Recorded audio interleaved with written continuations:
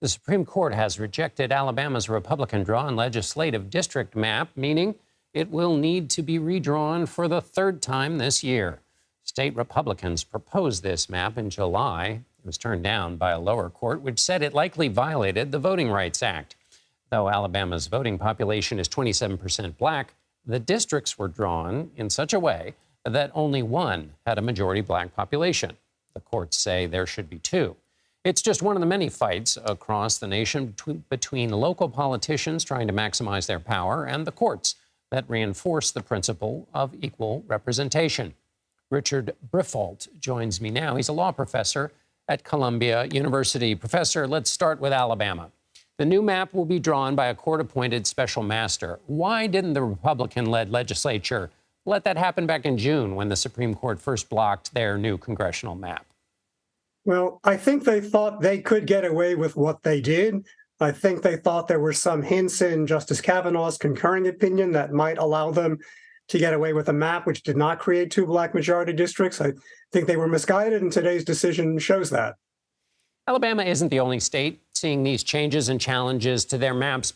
It's all based on the census, right? Which sparks these battles.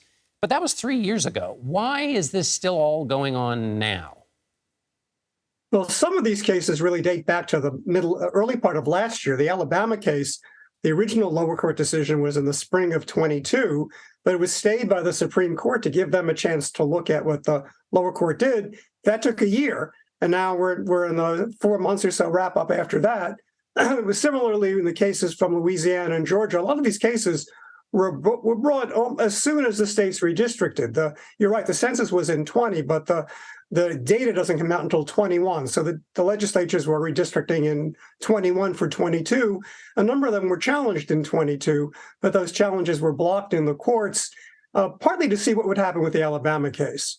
So we are still, in some ways, we're still working out of the 2022 challenges, which were all delayed a year, 18 months because of the Supreme Court's decision to hear the Alabama case. And we should remind people that this is all about drawing the districts, which can, in some cases, determine who has control of the House of Representatives and a number of other things that determine political power. Let me ask you about North Carolina, if I may. It still needs to redistrict before the 2024 election because of a court battle over 2021 map. But as I understand, the legislature has sole power over redistricting. So courts can't call it illegal gerrymandering, and the governor doesn't have veto power. So is that right? And how does that change the dynamics in that state? Well, in North Carolina, like a number of states are so-called states where the one party, in more states, it's the Republican Party, has a supermajority in both houses. They pretty much get to write the rules. The North Carolina Supreme Court a couple of years ago said they would step in and police and strike down a partisan gerrymander. And then there was an election and the membership of the North Carolina Supreme Court changed, and the North Carolina Supreme Court changed its mind and became more consistent with what the legislative majority in North Carolina wants. So yeah, this is in the absence of external controls. Some states have adopted special or independent commissions. In a handful of states, the state constitution or the state courts speak to this.